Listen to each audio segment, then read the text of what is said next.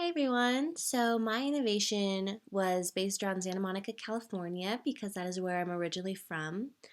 I currently don't live there. I live in Albuquerque, New Mexico, which is not the same. So I was very curious to see what the statistics were for Santa Monica, California, and the homeless living there.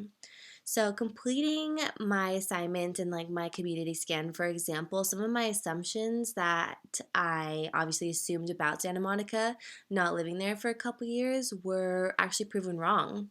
So, for those of you who don't know, Santa Monica is a city located in the state of California, Los Angeles County to be specific. The city is most known for its beautiful beaches and attractions, and one of my favorites is Santa Monica Pier. The most recent data that I found showed that the population was almost like around 90,000 people. The composition that wasn't surprising to me was mostly whites, so that took up like around 76% for my research. The rest are Asian as 10%, African American as 4%, Native Americans at 0.38%, and then Native Hawaiian or Pacific Islanders at 0.10%.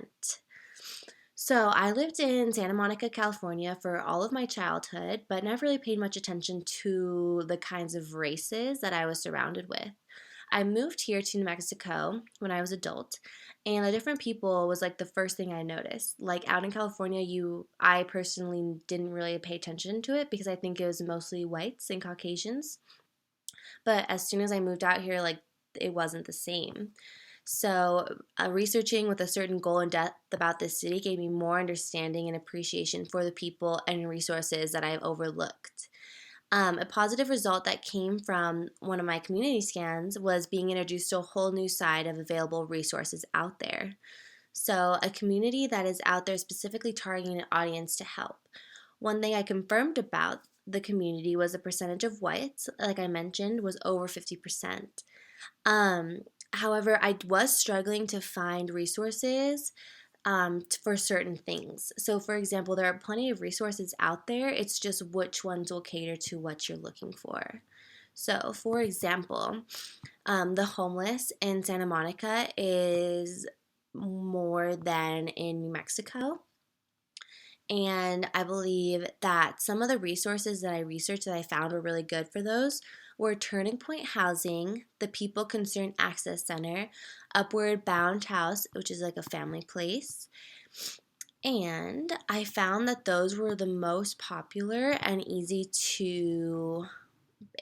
accessible resources.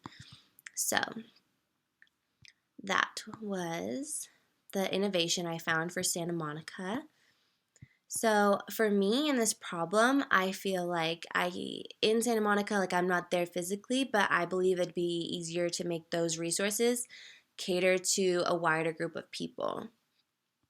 I do want to do this because I'm going into the teaching industry, and I believe it's important to like encourage students to see not really like a problem, but a problem, and to be able to come up with their own ideas and solutions for it. But not only that, how to get a group of people behind them for that solution. So I'm asking viewers and like my future like students to help to just like be more open, to be more aware of what is going on in our world today, not just in like Santa Monica, California, or in